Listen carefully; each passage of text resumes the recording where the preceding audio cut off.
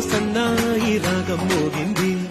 మేళాలు తాళాలు వినరండి, సిరికి శ్రీహరికి కళ్యాణం కానుంది. శ్రీరస్తు శుభమస్తు అనరండి.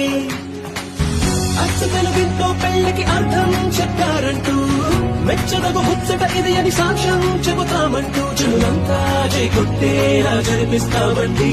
అందాల కుందనపు బొమ్మవని జత చేరుతున్న చంద్రుని, వందేల బంధమై అందుకుని చెయ్యందుకోవటే